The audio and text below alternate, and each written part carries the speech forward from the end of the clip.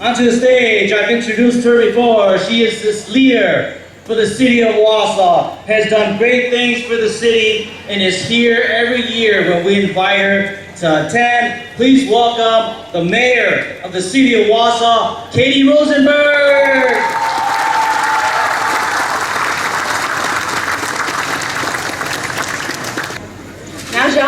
Good morning. Hmong American Wausau Festival. Chairman Yilang Zhang, Governor Evers, Lieutenant Governor Rodriguez, all of our friends and family here. I'm so honored to welcome you all to Wausau for the 6th annual Hmong Wausau Fest. So, by some magnificent kismet, 17,277 days ago, our first Hmong family arrived in Wausau. I don't know if the 5 members of the Txhawb family who arrived that April day in 1976 realized that they weren't simply refugees forever displaced by war.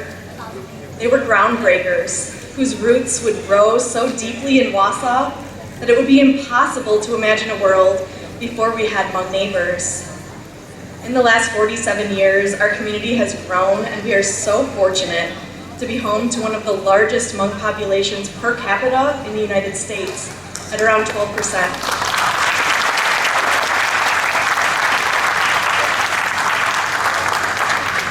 So last night, we had a small, at least by the standards here today, reception for some of the folks you'll hear and see this morning. Now there's something to be said about being one of the only people in the room who doesn't speak Hmong. You start to tune into the body language of the speakers and the listeners. You start to notice where people are nodding, and you start to interpret this sort of universal human energy of the space. And one of the things that became abundantly clear was that I was witnessing an intentional passing of the torch. We heard from former Major Nengso Zhang. We heard from Captain Zabong Bang, former Lieutenant Nashua Zhang, and Zhanghan leader Mengqiu Zhang.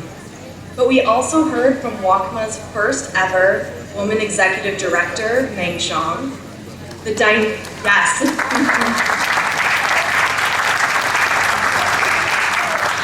heard from the dynamic and brilliant Central Wisconsin Hmong professionals, Lada Beng Zhang. And of course, the ubiquitous and apparently tireless Hmong American Center Executive Director, Yilang Zhang. Yes. And you all got to see him kind of zoom in on his motorcycle this morning, but we also heard from 19-year-old trailblazer Aiden Tao, who is the first professional motorcycle racer of Hmong descent.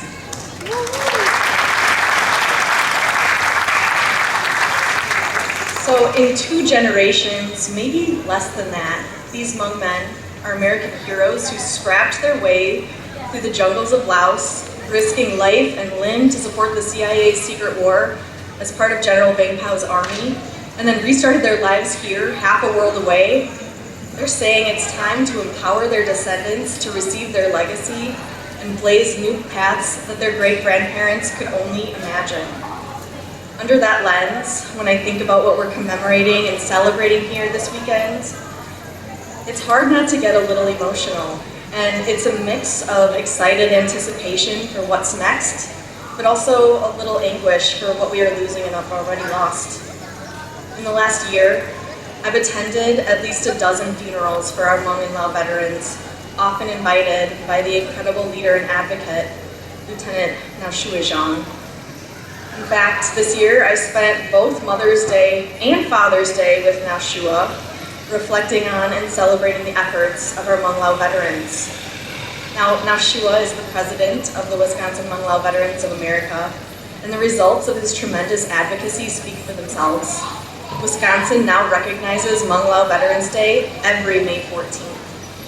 I'd be surprised to learn an elected or appointed official here didn't meet, talk to, or been invited to events by Nashua because he's an extreme extrovert and an instant gregarious friend. When I asked if he'd be willing to have lunch with me to tell me a little bit more about his life and his service and his values and what makes him tick, I wasn't surprised that he said yes immediately. However, I was surprised by where he wanted to meet. Denny's restaurant, right off the highway in Rothschild.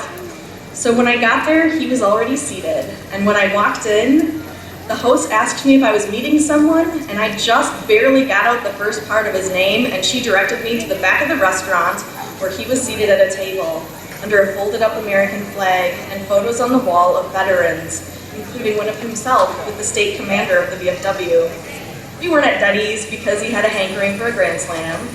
We were there because Denny's supports our veterans. Now, nearly all of Noshua's life has been dedicated to being a soldier and recognizing his fellow veterans. In fact, one of his very first memories that was etched into his mind at just 4 years old, while he was with his mom tending to the crops in their farm field in Hmong Ma, Site 46 in Laos. It was about a day's walk from the border with Vietnam, and while they were working one day, they looked up to the sky towards what would become a 2-decade soundtrack of black helicopters thrumming across the countryside in Laos and Vietnam. For his members, his mom telling him that that first helicopter was a bad omen. After the war started, Noshua's dad recognized the critical importance of this moment in history and began taking him to all of the clan meetings, where leaders would discuss and debate how to address this war taking place in their region. One thing that was drilled into their heads, there was no good coming from the Viet Cong and the communist politicians in North Vietnam. During one of the meetings, Noshua learned, along with the rest of the clan leaders, that their village leader's son had been killed. And it started a wave of families fleeing to save their families from that same fate. And it was also around that time that leaders decided to create a sort of Hmong draft. Each family was expected to send one son to the military to fight. Instead of fleeing, Noshua's family stayed to lead the fight. Soon, U.S. military helicopters were dropping off supplies and weapons and training the Hmong soldiers how to fight. Now, if you've ever asked one of our Hmong Lao veterans how old they were when they first entered the war, they will almost undoubtedly tell you they were 14 years old. By most standards, they were children. And I asked Noshua, why 14? Is that considered the age of an adult? No, it's not. That's the age at which a young soldier could likely fire an old rifle and not fall over backwards from the kickback. Now, whatever Noshua's bravery is made out of, his dad's bravery was made out of that same big cosmic energy and vast optimism. After all, his talents were recognized, and he was one of the principal leaders from his village, helping push back the Viet Cong. What this looked like in practice was that he was leading 26 soldiers, and severely outnumbered, outmanned, and outgunned by the hundreds of Vietnamese soldiers who were closing in. But it wasn't just about being outnumbered. The Viet Cong had mastered the art of psychological warfare and would often disappear into the forest, using audio recordings to scare and draw Hmong soldiers out. They would drench strategic sites and camps in gasoline and light them on fire at 3 a.m. before swarming those soldiers who were running to escape the inferno. It's hard to fully appreciate what it was like growing up and being a teenager while also fighting as a special guerrilla unit soldier.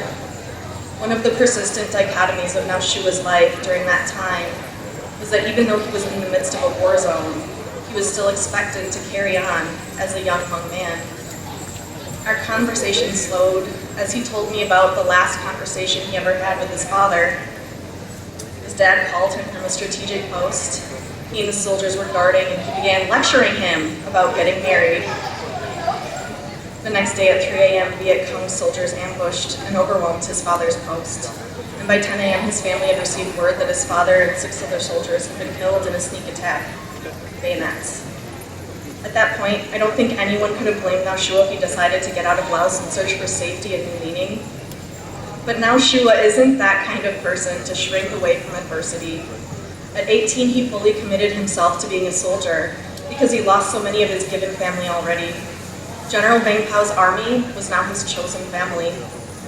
He quickly endeared himself to CIA agents, Lao Army senior officials, and made a name for himself as a fixer. He was given complex problems to solve.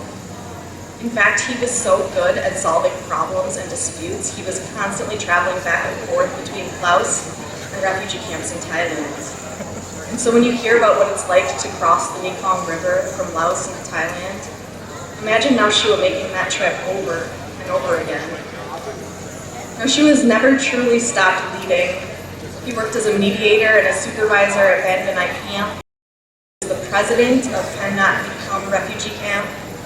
In 1988, when Shua finally arrived in Wausau, he thought about hanging it up and focusing on himself and his family. He even tried for a bit. But when he saw problems that needed fixing, he got to work. In fact, he's still not done. In 2014, he was elected as president of the Wisconsin Hmong Lao Veterans of America, and he's done so much good that even though he was supposed to be done in 2022, his colleagues pressured him to run for an unprecedented third term. It was a landslide victory. Now today as a nation, we're still grappling with and trying to rectify the past to ensure that the legacy of Hmong soldiers is appropriately honored and preserved. But your valor will be remembered forever in communities like Wausau. And this is where I need you to be right here, my friend. But also you, you should probably come with him. Just wait a second.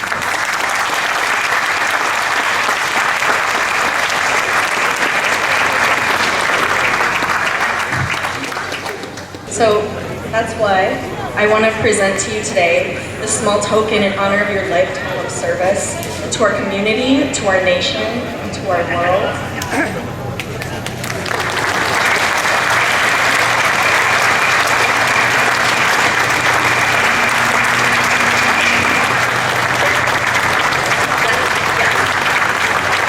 So your courage and your service will never be forgotten. The debt of gratitude owed to you and your fellow Hmong soldiers can never be fully repaid, but thank you, Shua, for your extraordinary contributions. I feel like a magician here. And to Yi Lang and all of the organizers at Hmong Wausau Festival, I'd like to thank you for creating this incredible event for our whole region, and I'd like to present this plaque to you.